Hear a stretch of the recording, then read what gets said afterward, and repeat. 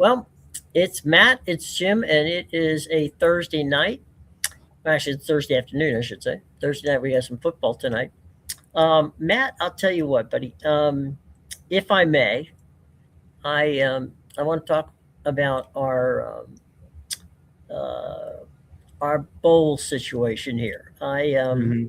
watched South Florida play ODU last night, and to be honest, since neither team's quarterback started in the game, and between the two of them, they had 12 players who are starters on offense and defense that didn't play in that game. And it got to be unwatchable. And to be honest with you, I was concerned somebody was going to get hurt.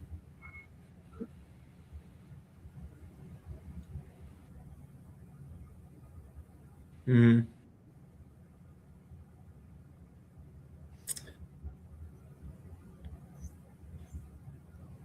The Can you hear me, Yeah, Matt? Yeah. these rosters are estimated. I mean, when you talk about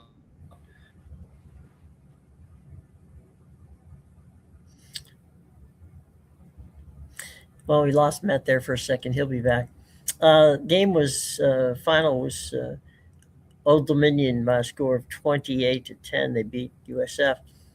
Byron Brown, who was a USF starting quarterback, was not playing, nor was three of his offensive standouts, and so it was painful to watch. What was even more vexing to me was that Byron was standing there in a uniform. All right, let's bring Matthew back. Okay, Matt, welcome back. there we go. There Hopefully you this go. doesn't turn off the video, so hopefully it doesn't cut out again. I don't know what was Yeah. going on there.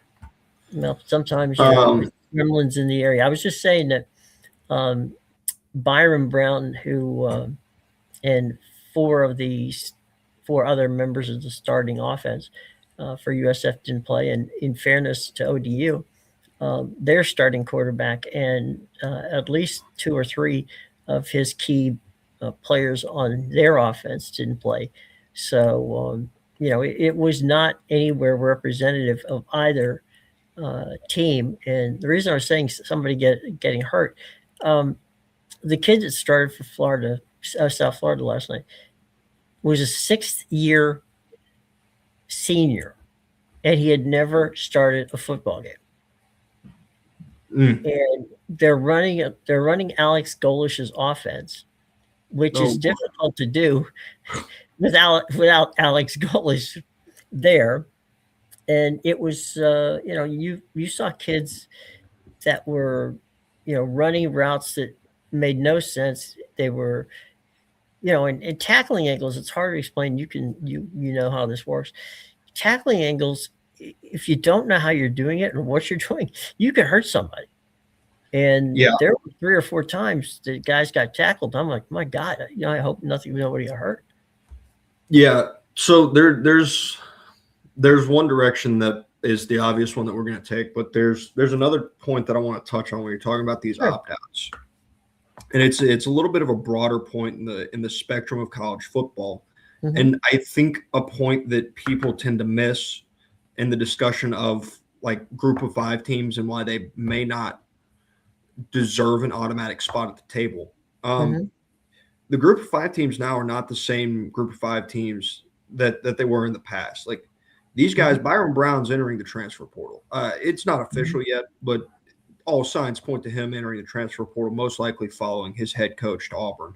Hmm. Um, but it it decimates these rosters. This transfer portal does because these top percentage of guys they're Hmm. not playing in the bowl games. They're not staying at these rosters when they play well enough. And there's a credit to them, but when they play well enough, they enter the transfer portal and they go to greener pastures, which they've earned. They've earned that opportunity. They've earned that right. But it's something that people tend to miss in it's something that people tend to miss in the greater argument of this G5 versus power forward debate. Is the G5 is not the same that it used to be pre-transfer portal, pre-NIL, all this other stuff, because these rosters get decimated. The top, some of them get decimated. It's not the depth. Mhm. What made G5 teams good and why they would upset, why you could have an App State versus Michigan type of deal is Right. because the high end talent was right. And people bring up like, well, thank God, Khalil Mack wasn't like, he was a G5 guy. That's true. Khalil Mack was. He was fantastic at Buffalo. But Mhm. guess what? If Khalil Mack played in today's college football, he wouldn't be at Buffalo for his entire career. He'd be Mm-mm. in year 2 and he'd be on his way out the door. So these rosters get decimated that way. And then you also have just an overarching point in terms of the bowl games themselves is all rosters get decimated. Like everybody suffers from the transfer portal. Mhm. But while you have a lot of G5 teams suffering from mainly the transfer portal, like, yeah, you're going to have a couple guys, maybe like one or two, maybe sit out because they're thinking about the draft. Mhm. Uh, but it's not often. These bigger schools talked about Clemson and Penn State in the pregame, Mhm. in the pre-show. And those schools like that, they get decimated by the transfer portal, but they also get decimated by the NFL draft Mhm. because just because they didn't have a good season doesn't mean they don't have NFL talent on that roster either. And it doesn't Right. mean that other people aren't going to go look for greener pastures Mhm. on their roster as well. So you're Mhm. getting these diluted bowl games, not just because of people sitting out for the NFL, but because of the transfer portal as well now. I think the transfer portal is probably the single most important part of that. And to your point, and so that begs the question, right? The question being, if this is going to happen, then why aren't we just, why don't we just move everything to a pay for play situation where you've got contracts, with universities and it's like a professional league? You might as well do it. Mm-hmm. Right now, this ain't working. And if we move to a 16 team, which we will eventually do that, then there's no sense in having bowl games. No, it does. It's going to continue to greatly diminish, and that's where you get into into like the Rick Neuhauses of the world, who comes up with that game plan of Mhm. play them early season. I saw one Right. that said play them late season. Make that the 13th game that teams play, and use it as an extra bullet point for these college football playoff resumes, Mhm. which is a good idea. I think the matter of the fact is that there's going to be a lot of ideas that are better than the system that we have built now. Mhm. And I think you and I both can sit here and we can run up and down the table of issues. College football has a laundry list of issues. Mhm. Um, just from like I I guess business side would be the best way to describe it. Yeah. In terms of the issues that college football has. And those are going to exist for a while now. You're headed probably more towards a collective bargaining agreement type of deal in terms of the way college football is played and their structure, to where NIL maybe is more what NIL was intended to be rather than more of a just pay for play structure. And these guys are actually just getting paid because these people want them to advertise with them, not because they want them to attend their school. Um, that's something the calendar we've hashed out a lot. College football has a laundry list of issues. The issues seem to be becoming more apparent year by year. But you don't want to change the sport entirely, but you have to make changes that are for the betterment of these players and these coaching staffs overall. Yeah. I mean, look, if as you said, and I don't begrudge anybody who wants to anybody who wants to be involved, right? In if you played and you want to go to another school and it benefits you monetarily or benefits you, academically or whatever it is the reason that you make that choice. I don't begrudge anybody that. I don't begrudge the Yeah. coaches, making better deals, right? And to your point about the G5, well, G5 right now has become like the AAA farm team to colleges, P4 teams. But my point is that if you're going to do that, which is fine with me, then set it up like a professional league and just do it that way. Yeah.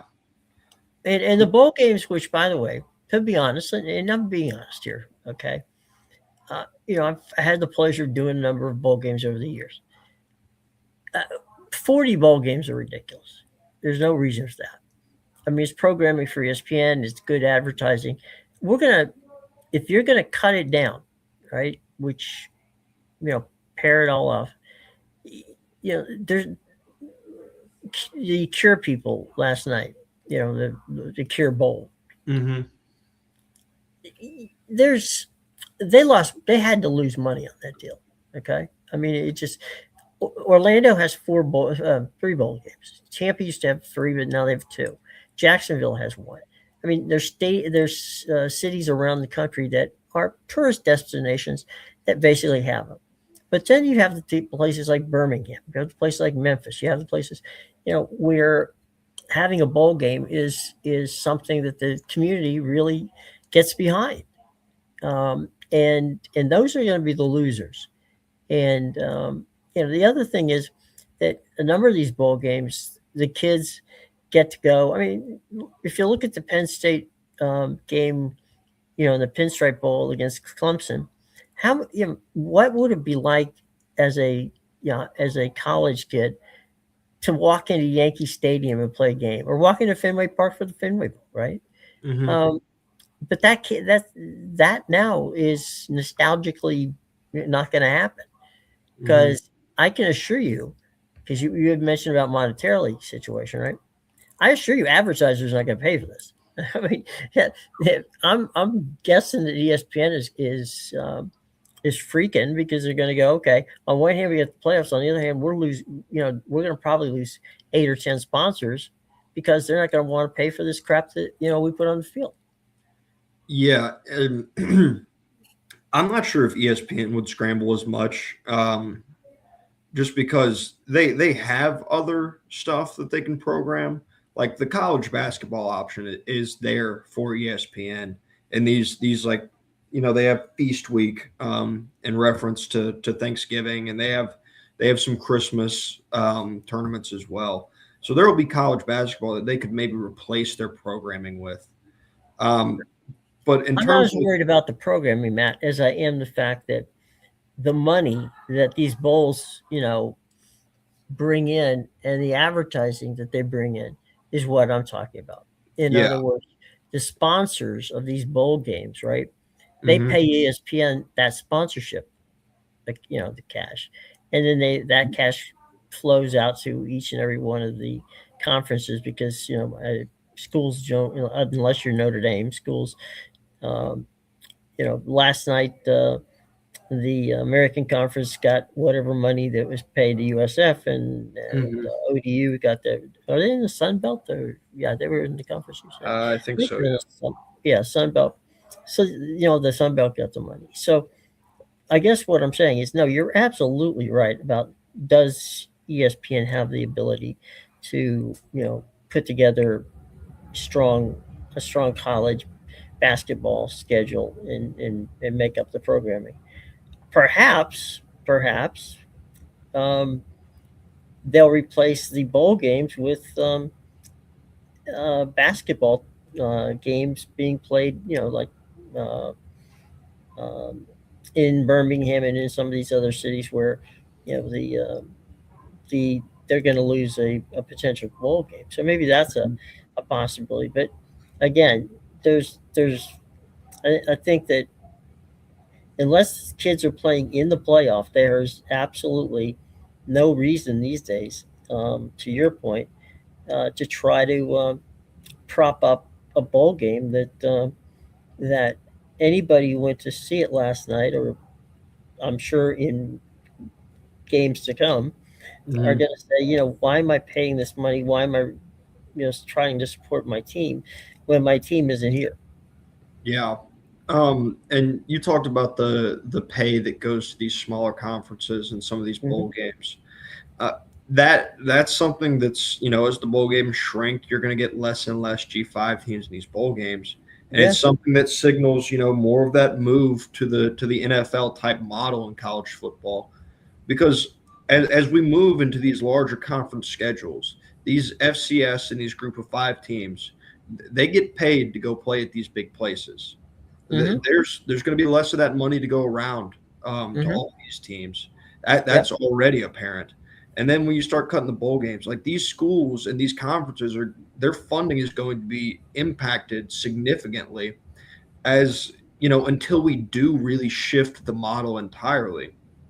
And it's going to be I'm not sure how easy it's going to be for these programs to necessarily survive financially, all things considered. um, Obviously they'll have their grant of rights with the conference.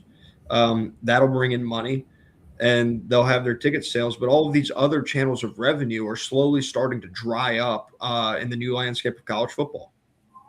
Yeah, and to your point, um, whoever Georgia's schedules on a yearly basis and they always play what a G5 or school during the season, somewhere along the line. If you play in an SEC stadium, or if you against an SEC team, or if you play against a team in the Big Ten, you're going to take home a check of about anywhere from $800,000 to $1 million.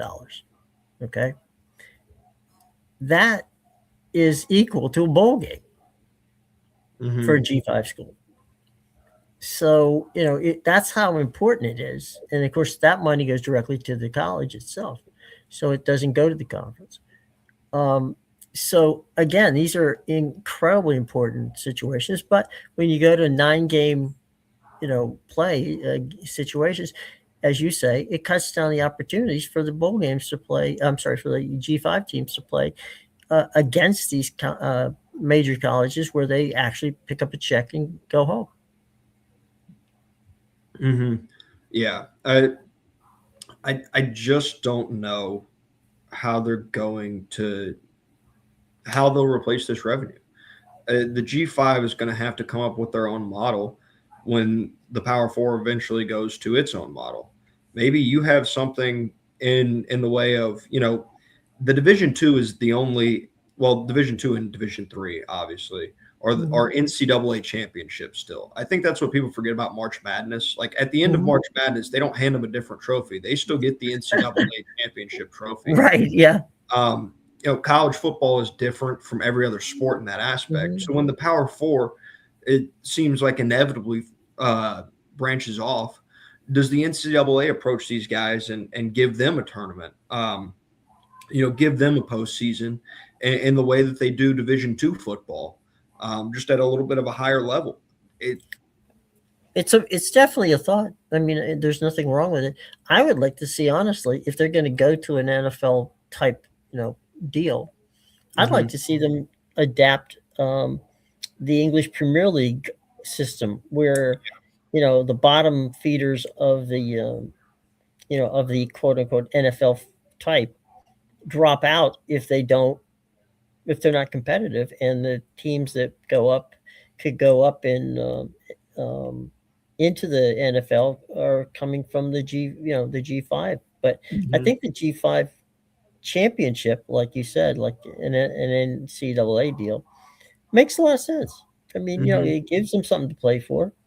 And again, just like the transfer portal is still going to be there, and they're still going to be involved in that. Maybe what they're going to have to do is play less games, because I mean that's what, if you know a lot of I've seen a lot of D2 and D3 sports, and they usually end up playing ending their season 2 or 3 weeks prior to the major FBS situation. So from that standpoint, they're well into playoffs at the time when the other, the major college playoffs are starting. They're already well into their playoff system, and closer to being finished than is the top of the pyramid there. Yeah, that's because their schedule makes a lot more sense in the grand scheme of of yes, there is still school going on for these guys technically. Mhm. But in terms of your relegation idea, that almost feels like something that has to be included. Like you can't have Purdue sitting there winning 2 games a year and just have them keep sitting there. Not only that, but we've seen that teams are capable of rapid ascension, really throughout the last few years. James Madison was not was not a, an FBS school 5 years ago. Right. They were still in Division Two. They made the leap. Now they're in the college football playoff. Mhm. They won the Sun Belt. I can't remember if they won the Sun Belt their first year. I know they were in the championship their first They year. came close, yeah. Yeah. I mean, look at Indiana. You know, a career bottom feeder in terms of football, and Mhm. they've made a rapid turnaround. So rapid turnarounds are possible, especially in the current model of college football. So it's Mhm. something that you absolutely have to have because those programs at the lower level can rise the same way that James Madison did and Indiana did. And the programs at the bottom should not be rewarded for just sitting on their ass doing nothing. Because, I Mhm. mean, with all due respect to Purdue, after Jeff Brom left, they pretty much just gave up Mhm. on football, and they haven't been good since. It's something that I don't get because football is such an important revenue stream for so many of these Mhm. schools, and maybe they don't invest in it because they've had a top 10, top 5 basketball team for the past 3-ish years, somewhere in there. Regardless, it's been really good throughout. Um, are they prioritizing basketball more? And if they are, that's fine. But you've got to be willing to make that sacrifice of having your football team relegated in that model. Well, here's um, one of the things that I can't fathom. Okay, and we know, the situation with the SEC. We know the situation with Big Ten. Um, University of Maryland is it's a fine school. It's they've got uh, outstanding academics. They got a wonderful on campus stadium and basketball center, and Mhm. they just don't. And I'm talking about the fan base and seemingly the school. They just don't turn out for football. Yeah, They're great. On the basketball side, they support the basketball, but you could play. You could. I mean, hell, some of the top schools in the country, Penn State. Penn State was supposed to be Maryland's, rival. Well, that mhm. didn't happen, and there's just no. I think a lot of it has to do with: is there a culture of football? Is the culture of football in that university something that people care about? And if they don't, they're not going to turn out. And look at Rutgers. I mean, hell, Rutgers, both Rutgers and Maryland and um, not Indiana, Purdue, you mentioned earlier, they're in the red. How do you lose money in this? I mean, it's almost impossible. Yeah, it's. I mean, it's It's like so. Major League Baseball. We're always harping on the Pirates and harping and on on guys who don't spend any money. Well, here's universities who, by the way, even though they're getting all that money, which they are from television, they're still banging these kids for the for um, extra money in their activity fee. Mhm. Yeah, and it's frustrating because they have the ability to if they invest in football. Like Hmm. we talked about it yesterday with Arizona State. When you build a winner, Sure. people will show up. I think people tend to Hmm. forget. North Carolina sold out that first home game against TCU, and then they Right. got waxed on the field. And I mean, Hmm. there's no reason to show up for games after that. And I Hmm. mean, by the way, UNC backed it up throughout the season that they shouldn't have been showing up. Yeah, that's true. So there are places that they may not historically be football schools, but man, if their football team's winning, people are going to start showing up because there's a certain level of importance that football carries with it, and maybe they Hmm. don't do it the same way that they do it in the SEC or they do it at Michigan and Ohio State and Penn State Hmm. and some of those Hmm. bigger schools. But there are places that have really good football fan bases that just aren't tapped into in the North. Like Hmm. like there are places in good football cities Northwestern is right on the outside of Chicago, if I am correct. When It's a they have, suburb of Chicago. so it's a suburb of Chicago. They're building a brand new stadium. If they Mhm. back that football roster up with cash, there's going to be Mhm. people that show up. They have big time alumni. Mhm. Um, same goes for Purdue and Indiana. Like they're in there. People show up for Notre Dame. I know Purdue's not Notre Dame. I know Indiana's not Notre Dame. But guess what? Indiana's selling their joint out every single week because they built a winner on the football field. So when you build winner, it's the same thing as the Field of Dreams. If you build it, they will come. So it's on these athletic departments and to a degree these boosters to invest in these football programs, because if you do it, you're going to get a return on investment. Yeah, in some regards, let's take Indiana for a minute. Back in the day, Bobby Knight ran. I mean, he wasn't the AD, but he might as well have been, because he was anything that even anything that the football team did was never going to be as important as what Bob did with the basketball team, and he made it that way. Okay. Yeah. Flipped in the other way, Joe Pa, when he was at Penn State, Mm-hmm. God help you if you tried to make that basketball program any better, because he wasn't going to let it happen. Mm-hmm. So there are people in these different places, and you're right. Look, Bloomington is a gorgeous, absolutely gorgeous campus.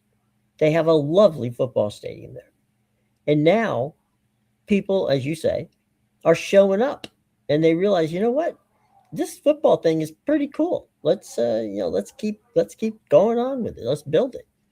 And right now, their football program is a hell of a lot better than that basketball program they got. Mm-hmm. So you've got that going. You mentioned Arizona, right? Arizona, Arizona State. We talked about Arizona is having a renaissance there, which is good for them. But again, we have to figure out a way to not allow these guys to just cash a check because they're in the Big Ten, or cash a check because they're in the SEC and they don't compete. Mm-hmm. And if we go to an NFL model, then they have to compete. Yeah. And Yeah. and the relegation aspect of it, I think, is where you would, if we had the G5 situation and you had relegation, okay, then G5, some of these schools could be able to compete because they could possibly keep those players. Mm-hmm. Because And they're saying, look, if we can make it, because I mean that's what happens in the Premier League, mm-hmm. is that you've got some really good players on some teams that aren't not in the Premier League yet, but they make it to the high level, so that the four teams, because it's four teams Mm-hmm. every year, four teams drop out, four teams get at it. Mm-hmm. Yeah. And a great example of that, if people want like a dumbed down version of that, or to see it a little bit more in real time, Rob McElhenney and Ryan Reynolds series, the Welcome to Wrexham, when they purchased the Wrexham Football Club, Great. it shows. They go out and they pay the money to sign these higher profile guys that played in some higher leagues in hopes of getting promotions throughout the leagues. So there is that. But the relegation thing would be important in that NFL model, because there has to be incentive to build a winning product. In the NFL, like college football is different than the NFL. College football is different than the MLB and the NBA. Like there are people knocking at the door waiting to get that call up. And if you have that model, then you have incentive to be good. You have incentive to be good at the lower levels of football as well. It creates competitive, like, I'm not sure if competitive balance is the right term, but it creates a desire to be competitive throughout college football, no matter what level you would be at. Well, let's just suss that out just a little bit. You've got Memphis you've got Tulane, you got USF, you got North Texas, you got Boise, you got San Diego State, you got UNLV now is playing out of their mind. So between the Mountain West and the American, you probably got 10 teams that could really, push hard to try to get into that, because they're spending money to get there. And I think I would love to see that kind of thing because, then these teams in the G5 would be getting rewarded for doing what they're trying to do, which is get into a conference that's a P4 conference. Yeah. Yeah. I mean, there's incentive that just does not exist. Like the incentive in the NFL and the Mhm. incentive in the NBA, and they try to fix this. Or at least it seems like they're attempting to fix this. Same thing with the MLB through their lottery system or their draft system. Is teams are incentivized to suck. Like if you're not good, you're incentivized to be real bad instead of pushing to get better. Mhm. There's no incentive to where if you're a bottom feeder to go out and sign these free agents and stuff like that because you're going to get rewarded with a high draft pick. Like if you don't have a quarterback, why would I go and sign one in free agency or fill holes on my team in free agency when I know I cannot spend the money, I can keep payroll real low, and I can just go suck for a year or two and find the Mhm. guy to fill those holes, and then eventually maybe I'll supplement the roster with it. But there's incentive to be bad, and that's part of the issue that lies in the NBA and that lies in the NFL. They talked about tanking has been a big issue in both of those leagues for a while. Oh yeah. And so there has to be incentive to be competitive. Because if there's not, then you're going to get an inconsistent product across the board. And that's what people get upset about the SEC scheduling cupcakes, which, when you look at the Big Ten schedules, is a bit ironic. But regardless, it like there's not incentive to have these teams like those games will still show up, but instead of having Ferris State on the schedule, instead it's Vanderbilt and Purdue and these schools that have been bottom feeders. And I know Vanderbilt won 10 games, so I'll use Kentucky in this form.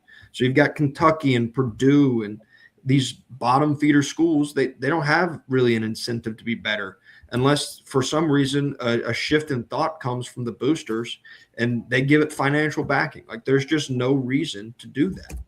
So you have to be able to incentivize it.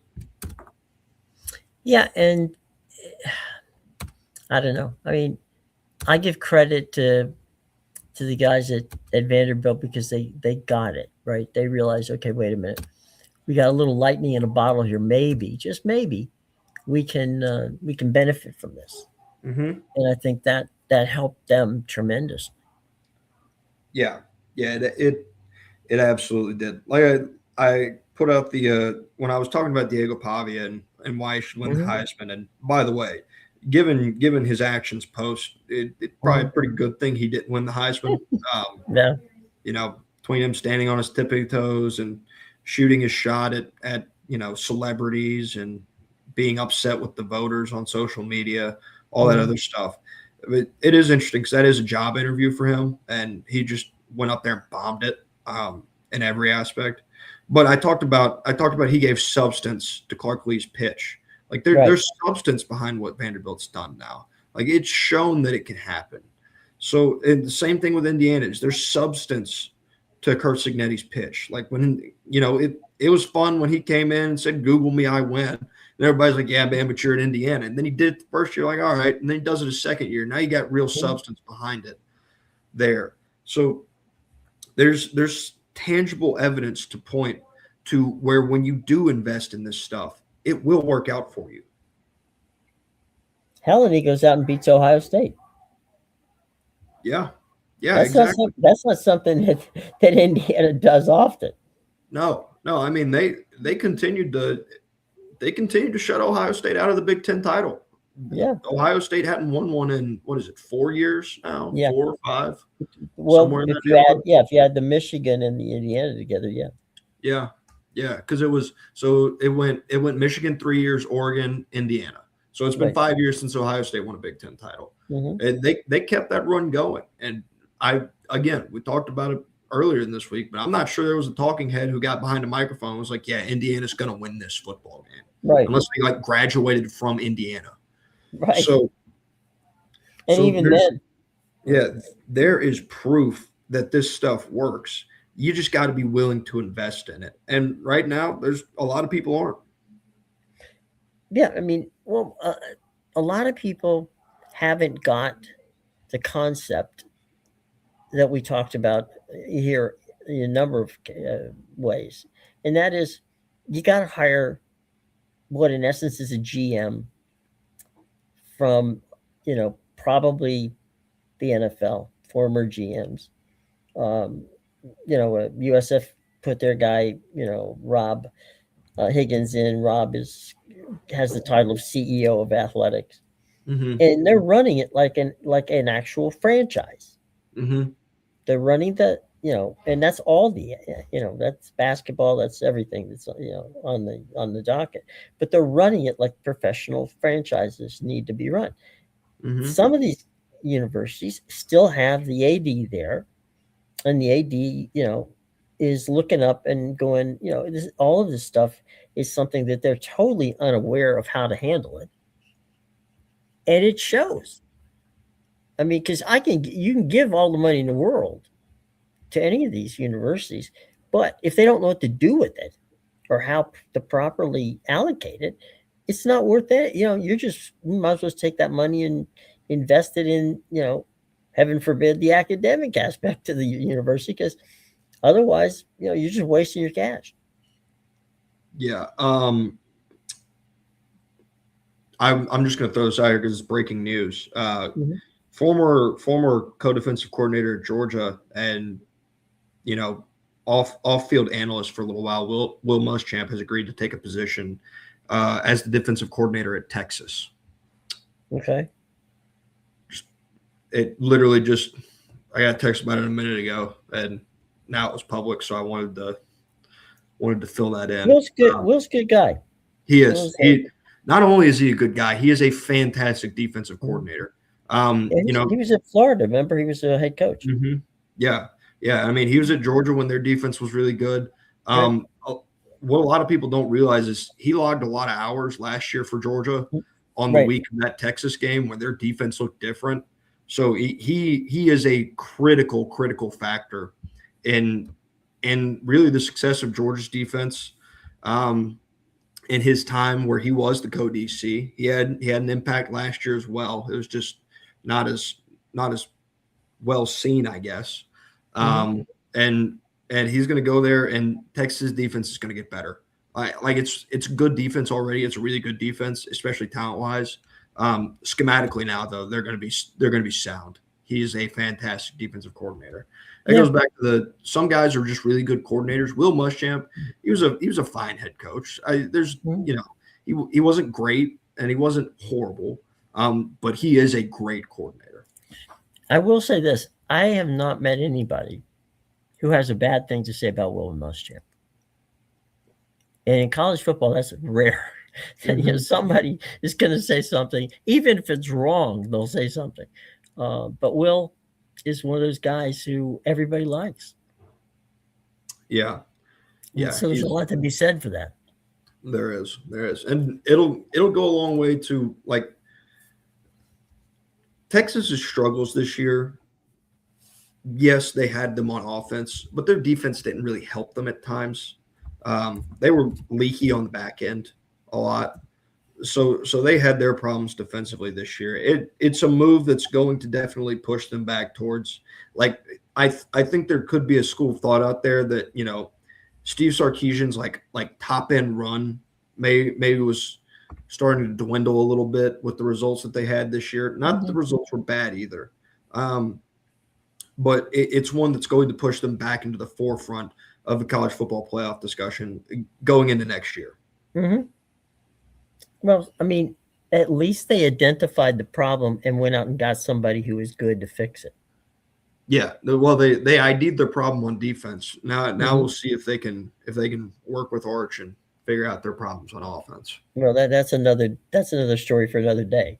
Oh yeah. That's that could be a 40-minute show into itself. Uh, Yeah. with that one. All right, But now that you had mentioned one quick, very sad note. Um, One of the truly nice guys in NASCAR, Greg Biffle, uh, perished this afternoon in a plane crash, and mm, thoughts and prayers are out to the Biffle family and to the mhm. NASCAR world. If you've ever been around NASCAR, it's a very family oriented situation. Greg, for many years, was a driver for the Ford group, which is something that through my late father have a tremendous passion with these guys. They're all wonderful folks, and the Ford racing people are great and have been very kind to me over the years. Greg's family, tremendous family man, and so we wish thoughts and prayers to them at this time, and again to the NASCAR nation on what is a bit of a dark day here um, on this Thursday afternoon. So that we're doing breaking news. Well, there's the breaking news on Greg. It's sad news, and we wish you know all the best to his family in what in essence is a very very sad time. Mhm. Moving on, you have some reports about watching golf last night. Yeah, I was impressed last night with the event that they put on. It's the right kind of event. Like it fits the mold of. I talked about it yesterday. How it seemed like it was an event that's more geared towards the short form content. Mm-hmm. Interact with a younger audience and stuff like that. And it was. It fit. They combined these timed events and stuff that you see like these content creators put out, and they do pretty good numbers, all things considered. Mm-hmm. And so they combined all that, and then they did it with the best players in the world. They did it with the right dynamics. Like Luke Clanton last night was fantastic. He was the youngest one there. Really kind of represents a little bit of the newer generation of golfer that's Mm-hmm. starting to infuse itself into the sport. He was fantastic last night. He was really good in They did a 14 club challenge, where you just alternate. You work through the bag, and you have a set target, and you're hitting these different shots with these clubs. Like he hit like a 160-yard 52 degree or something like that he just sculled, and he got it on the green. So watching those guys do that's fun. Watching What Roy did he Mac, hit it with? huh? What did he hit it with? He hit like a 160-yard shot with a 52 degree.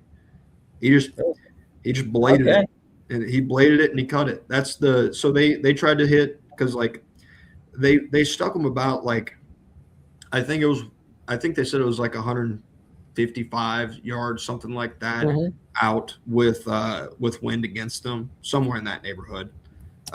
Playing more like 170, I think, but they stick them at the 170, and then they work through the bag. So obviously you're going to take your whatever these guys their like 170 club is, and then they just work their way through to where eventually you have these guys trying to hit an 170-yard shot and land it on the green with a putter and a driver.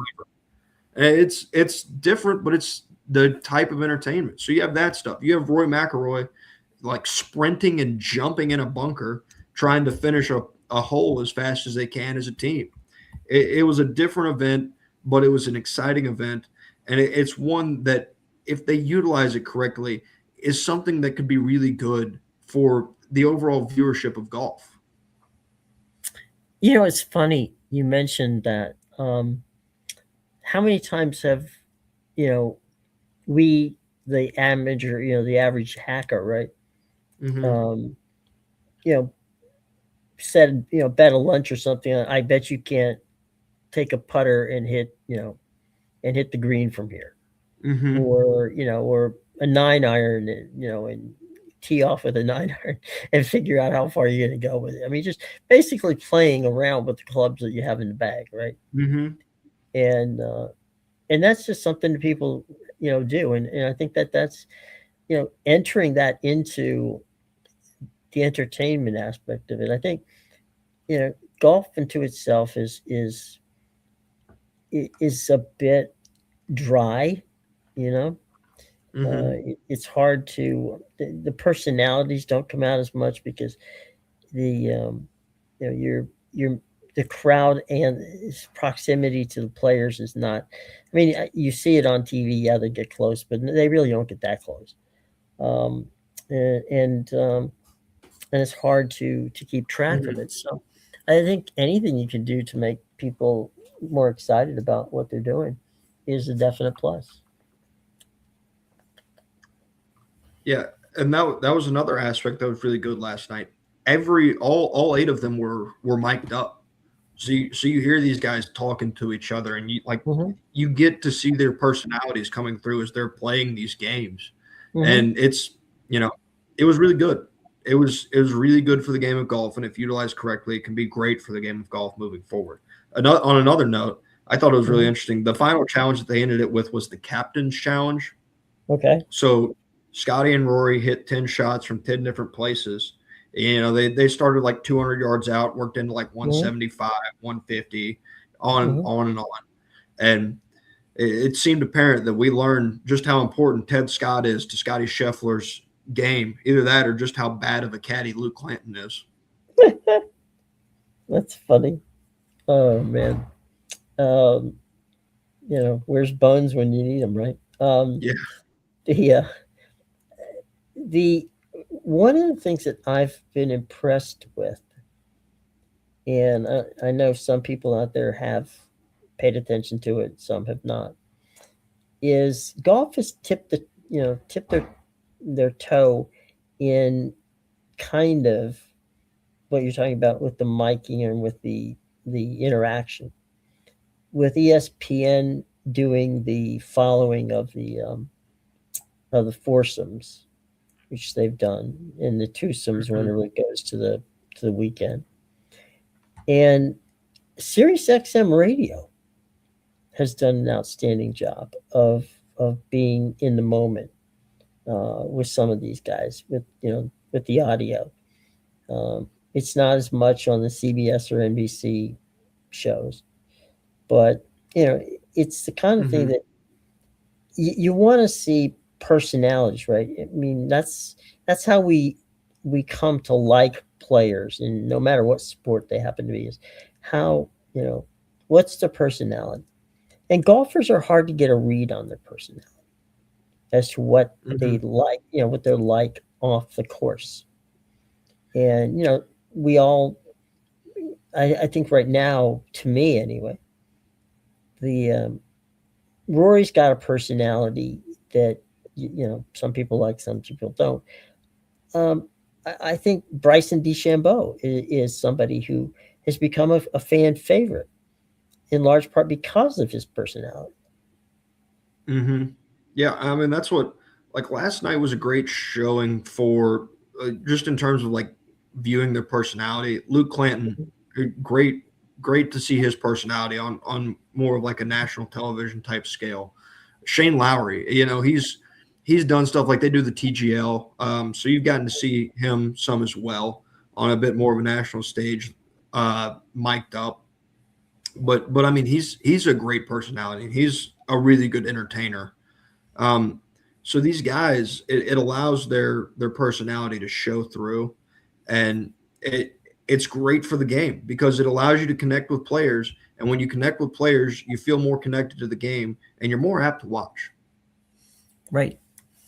Um, and again, like you said, that was where Arnold Palmer and Jack Nicklaus was, where it was there was a dividing line. Everybody loved Arnie, and and Jack couldn't understand that Hmm. because he felt, well, I'm the world's, right now I'm beating Arnie every week, Hmm. and that was okay because Arnie didn't seem to affect Arnold that much. Um, he went out, he just played, and he played to the audience. He played to the crowd. He Hmm. would go out there. He would stand at a tee and he'd go, which there would be times when he's got the driver and he'd whack the ball and away it would go. And he's, before he would hit the ball, he'd say to the crowd, how far do you think it's going to go? Yeah. And he would interact with the crowd. Yeah. But that's Arnie built the PGA. I mean, that was the way it worked. Nicklaus was there's no question that Nicklaus was a better golfer at the time than Palmer was, but he never got the interaction with the people. It was Jack was there to win, and Jack was there to be focused. Nothing wrong with that. Absolutely nothing wrong with that. I mean, it's the way it is. But personality versus non-personality. Some people are comfortable in their own skin. Others, they need that focus. And I get it. But you don't grow a game to a group of people that you're trying to, because demographics is destiny. Okay. You're going to only go as far as the demographics take you. And that means if you're skewing younger, that's great. If you're skewing older, that's not good. And Office forever, skewed, older, and they needed somebody or something to prop them up. Now, Tiger Woods was good for golf because he was so very dominant, but he was interesting to watch. He was never, Tiger was far from a very charismatic guy from the standpoint of interacting with the fans. That was more Mickelson's shtick. But you were watching a unicorn. I mean, he was playing out of his mind when he first started out and just was racking up the wins prior to some of his accidents. So and issues with his knees and shoulder, and then of course other things happened personally that took him off the rails. But Tiger was something that was a once in a generation type deal. But what you're talking about, what you saw last night, the idea of Rory sprinting to dive into a bunker because he has to, hit that shot before the time runs out, is something that's entertaining because you get to see that he's having fun.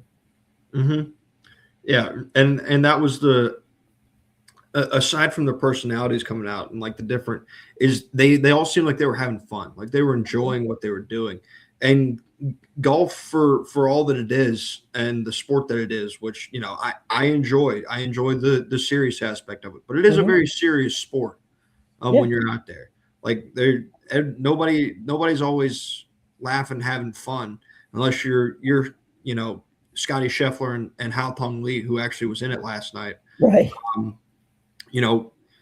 Playing the back nine at Royal Portrush, where Scotty has like a 7-stroke lead on everybody else, and Haotong is just enjoying the experience at that point in time. Yeah, I mean it's golf is a mind game. There's physical aspects to it, but it really just is one of those things where you go if you're playing it at a level like them, which God knows I've never played at a level like them. It's always what's you're setting one shot up to go to the next shot. And and you're trying to play. It's a bit of a chess type situation where you're going, okay, I hit this shot. What's my angle to get me either out of the trouble I'm in, or to stay in the fairway when I've got a shot that may not, I may shank it, I may screw it up somehow or another. And I think that's the fun part of golf. But you can do both. You can think about it, and you can. I mean, hell, how many times do you go out and you just ask somebody, in the foursome, what do you think I should do here? What would you use? What club would you use? How would you do it? I mean, and the strategy aspect didn't leave them either last night when they did it. Obviously, it was faster, so you get a little more erratic results. Like they hit a few in the water. That's not something that they normally do. But like they were playing, so they played 2 holes in that speed golf round Mhm. where somebody hits the tee shot, somebody hits from the fairway, and these 2 guys alternate in the short game until you get it in the hole Mhm. as fast as you can. But on the first hole, on the first tee, they just hit driver. There's no, the hole was fine. You hit driver there. But like on the ninth hole, which was the second hole that they played, they didn't take driver. I think they took, either 3 wood or 5 wood or something like that, No because the way crap. the green was contoured in reference to to where the fairway ran. If you hit driver and you ran it all the way down the fairway, then you're working with a really skinny piece of the green. Versus if you hit a 5 wood and laid up a little bit, then you've still got the full length of the green to work with on your approach shot. So they didn't sacrifice necessarily strategy. Maybe they Mhm. sacrificed time and precision to an extent, but they didn't sacrifice strategy just for the speed aspect of it. It's funny. I don't know about you. I am horrible with the woods. I'd rather take an iron, and Oh yeah. and I mean, I you know, when you start going to the 3 woods and the 4 woods, and it's like, man, just Hmm. give me the driver. Let me hit that, and then I'll take the irons from here on out. Yep. I have never been able to hit a fairway wood in my life. Yep. I'm in the exact same boat. I can't hit them. Hey, it's something about I'll catch like maybe one in every 25 if I hit a 3 wood. That's about Right. it. But I can't hit a 3 wood. I get on par fives, and once it reaches about that 210 mark, I'm like, all right, give me my 5 iron. Anything outside of Yeah. here, just gonna Give me a we'll get it three. as close as we can. Yeah, give me a So 3 wood. I mean a 3 iron. I'll do my best. I'll just jack up as hard as I can and just hit it. yep, get it as Uh, close as I possibly can. right. Yeah, Yeah, the I woods ain't are gonna not be a able to play that other stuff because it doesn't work for me. nope, So nope, anyway, all right, absolutely not. there you go. All right. Well, look, why don't you weigh in a little bit on tonight's football game? Okay, Los Angeles and Seattle battle for the NFC West. Battle really for the number 1 seed. And for Matthew Stafford, I think a lot more is riding on the line tonight. If he wins this game, I think it's going to cement his case for the MVP. I don't think he should have to win this game for it to cement his case for the MVP, but it feels like he does. The MVP award can sometimes get real flip flop at the end of the year, which I don't understand because it's supposed to be a season long award based on a full season's performance. I don't really know how Josh Allen's worked his way back into the conversation, but he has really with that win over New England. So this is a crucial game because people are going to judge the MVP award based off of this game. If Matthew Stafford wins this football game, wins the NFC West, gets the number 1 seed, and goes and plays well for the remainder of I think the 2 games they have left after this one, then he will have cemented his MVP case. And I'm not really sure there's going to be anyone that can catch him. On the other side, you got to be really impressed with the turnaround that Seattle's had with Mike Macdonald in year 2 of him. They went out and they signed Sam Darnold and they traded away DK Metcalf and they made some moves and everybody was kind of like, what's Seattle doing? Like, are they just punting on this season? Turns out they weren't. Turns out they went out and they made the correct moves for their offense and they had a good enough defense on the other side to get the job done. Um, LA, they got a little bit of an uphill battle to climb. I've heard they've had some travel issues in reference to getting up to Seattle for this weekend. And that may or may not play a factor in it at all. There's the wide receiver Puka Nacua did his thing on social media yesterday, and a lot of people aren't happy with that, and I can understand why. Sean McVay wasn't. So are there distractions? I know Devontae Adams going to be out for LA as well, but this could also be a scenario where LA just goes up there and Matthew Stafford returns to the best version of himself throughout this season. Not that he's been bad the last couple of weeks, but he hasn't been that same tier necessarily that he was earlier in the year. And they might just roll Seattle. I don't see that happening. LA's run defense is much improved. Seattle's pass defense is top 5 in the NFL. It may be 1. I don't know off the top of my head. It's a fantastic unit. And with the loss of Devontae Adams, the job gets significantly more difficult for Matthew Stafford. But if he does dice him up, the Rams will have that 1 seed. They'll have the NFC West, and he'll have his MVP trophy and a cemented case for the Hall of Fame as well.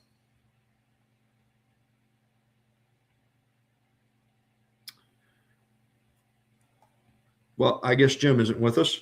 Um, in that case, I'll just go ahead and touch on what's coming up really tomorrow and this weekend. We I have. muted myself by accident. Sorry. Oh, okay, okay. I was just going to ask you, being around UGA, is there much buzz around about Matt? About Matthew Stafford. I mean, Mhm. he's an alumni. People love him. You know, he was the first quarterback that I remember as a kid Mhm. playing for UGA. So I, he and I should when I was, what was I? I was like, it's probably like 5 or 6 somewhere in there, Mhm. maybe 7 when I was little. But I remember thinking it was really cool because we shared a first name. There you um, go. um, I will say he has gone on record. He's not bought into the tradition. He doesn't like barking. He said he'll Okay. give people a go dogs. He's not a big fan of the bark, but no, the people in Georgia they love Matthew Stafford. And the university. I'm pretty sure Kirby Smart's had him speak to the team before as well. Mhm. Well, I know that as we talked about, Will Muschamp and Hmm. being a likable guy, there are a ton of guys in the NFL who just think, on other teams, who think Matt Stafford is just, one of the nicest people and best teammates you'd ever want to be with. And Hmm. and so you like to see guys like that, do well. And you like to see guys like Sam Darnold, who, who Yeah. Minnesota gave up on, um, and goes, thank you for the year of your service, but we're moving on. And now he's in a position where, one game away from taking that team to the top of the mountain. Yeah. I don't think Minnesota thought he could replicate the season that he had um, last year. If we're being honest with ourselves, Yeah, like I think that's the reason they're like. I think they probably looked at it a case of like, okay, what are the odds that he does that again and he right. continues to do that for the next couple of years Yeah, versus should we just sub our young starter in and right. maybe it's not the same way it looked last year, but he's not going to be that bad. Hint, Hmm. he has been that bad. Um, Right, and JJ McCarthy. right. And it's an understandable stance that Minnesota took, but Hmm. also when you look at it now with the luxury of hindsight, you're like, man, what in the world were they thinking? Well, the other thing was Darnold wasn't going to, they could have sat down with Sam because he had a good year. Okay. Hmm. They probably could have sat down with Sam and made out a very team friendly, but yet, impactful contract. But when they didn't do it, then everybody started going, what the hell is with them? I mean, they, they sent Kirk Cousins to, out. So he ended up in Atlanta.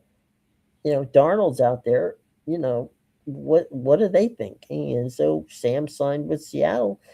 You can't blame him, because Yeah. Minnesota didn't, offer him anything major. Yeah. So he nails it. And, hello, here we go again. And a lot of credit. I don't know. His name off the top of my head. Seattle's GM deserves a lot of credit. People were really confused when they traded DK Metcalf. They were really confused when they traded Geno Smith. He was on the right side of history on that Geno Smith deal. I mean, Geno Smith he's not been no, he's been bad. He's been bad in Vegas. There's no. I was going to try and sugarcoat it. There's no sugarcoating it. Geno Smith has not been good during his time in Vegas. Um, and now Seattle's in a battle for the number 1 seed because they got their quarterback. They got their quarterback decision in the offseason right. Minnesota didn't. They're paying for it, and Vegas didn't. They're paying for it as well. And those aren't the only 2 places that didn't get it right, but they're just the ones that were in that chain of those quarterbacks moving. John Snyder, by the way, is the general manager of the Yeah. Seahawks, Yeah. and president of football operations.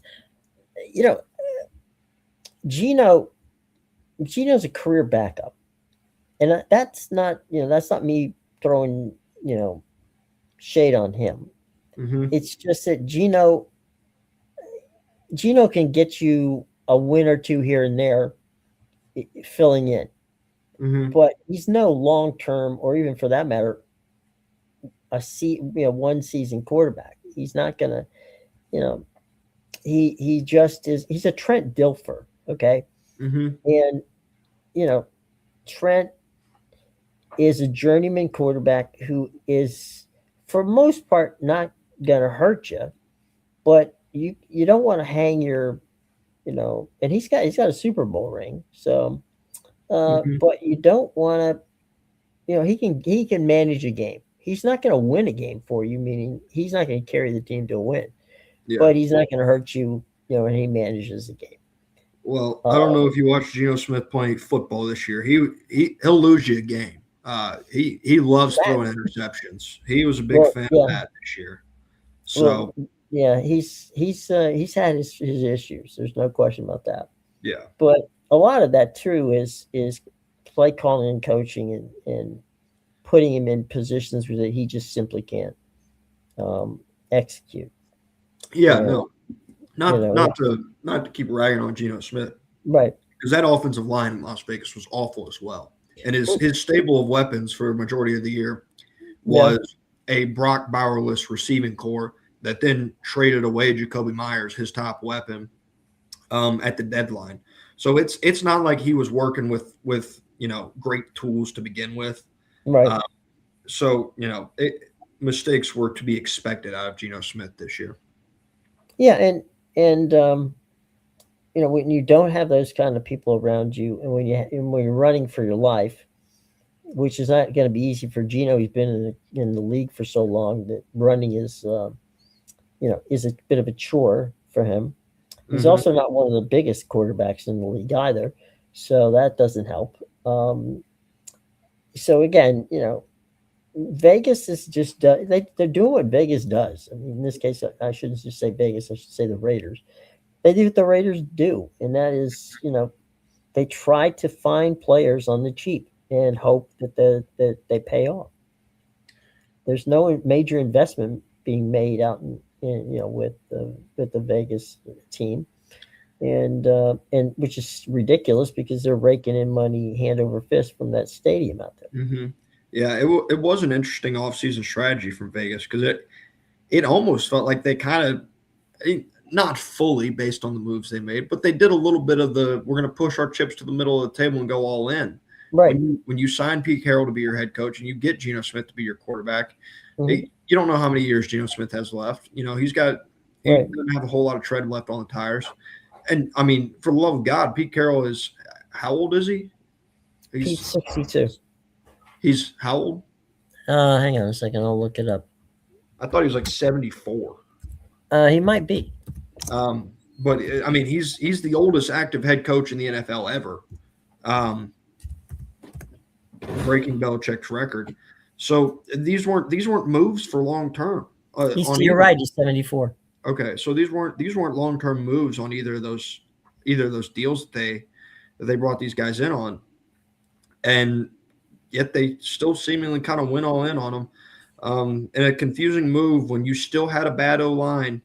You went and drafted a running back in the first round. He hasn't been able to really get going this year all that much because his offensive line's been horrible. Um, so yeah, it was an interesting set of offseason moves for the Raiders. But hey, now they're in a high position. Now they may get the number one overall pick depending on how things fall these last couple of weeks. And if they lose bad enough. Well, maybe they'll be able to find a franchise quarterback, which they haven't had in a long time. Mm-hmm. Yeah. Yep. And Yep. Yep. that's not going to be an easy situation. No. All right. So, who do you like tonight's game? We got the Rams. We got the Seahawks. Uh, I'm. Playing up in Seattle. That's a loud building, Mhm. and not a fun place to play. But it's not like the Rams haven't been there before. Yeah, this isn't even because I think if I was going football side, I would probably lean a little more towards Seattle in this game. Mhm. This is more of a personal want. I want Matthew Stafford to win the MVP. I want Mhm. Matthew Stafford to be able to cement a Hall of Fame case because I think he deserves it. I think he's been that good throughout his career. The problem is that he just spent a lot of it in Detroit. And would you would hate to see his loyalty not get repaid, or you would hate to see him suffer for his loyalty to Detroit for as long as he was there. Yeah, He didn't ask out. He didn't want out. He weathered the storm, and he showed up for, I think it was over 10 years yeah, there in Detroit. And then finally, when they decided it was time for a fresh start in terms of the head coach and everything, they hmm traded him. They traded him to LA and got, they got a handsome package in return. I think, if I remember correctly, I think Jameer Gibbs was one of those first round picks that they got in return yeah. for Matthew Stafford. And golf, Yeah, has been lights out in with the Lions. yeah, it's been a trade that's worked out for both franchises, Hmm and it's something that I want to see work out in a way of Matthew Stafford, making the Hall of Fame because he deserves it. He's what is he? I know he's at least top 10 in passing yards in the Oh yeah, NFL all oh time. yeah. He may be Well, top 5. I can't well, remember off the top of my head. you know, with the Detroit teams he had, he was playing from behind a lot. So you're going to pass a lot. You're going to throw a lot of passes in situations like that. Yeah. I you know, it, I don't know what the line is, and I'm not worried about the betting because I'm not betting on the game. I I think the key person for Matt tonight is going to be how well can Puka Nakua get open, because he's Matt's possession receiver, Hmm. and moving the chains and playing in the Seattle, that's going to be key. And are they going to have any running game? Because Matt's best when they can do the play action stuff. So I think if they can establish a running game, and and he can find Puka Nakua enough, and he'll be fine. Yeah. So I did just look it up. Matthew Stafford is currently 8th all time in passing yards. Hmm And assuming Philip Rivers doesn't go out there and just have put on an absolute show this Sunday, he's going to pass Philip Rivers, and he'll most likely pass Ben Roethlisberger here in short order as well. hmm And I don't anticipate him getting to the Aaron Rodgers 65,000 mark or 65.5 mark that he has set, which would put him inside the top 5. But he's closing in, and if he gives you another good season after this, he'll be top 5 in passing yards. So if you get top 5 in passing yards, an MVP, and a Super Bowl, and that's hmm just disregarding whatever they could do in the playoffs this year, that's a Hall of Fame case if I've ever heard it. Well, it is, and you just made it for him. So there you go. All right, let's wrap things up today. And tomorrow is going to be a very interesting one because we've got college football playoffs starting Mm-hmm. tomorrow night. Yep. And what a weekend of a bounty of football, both the NFL and college on Saturday, and then the NFL on Sunday, and then the NFL on Monday, and we're just rolling along. We got Mm-hmm.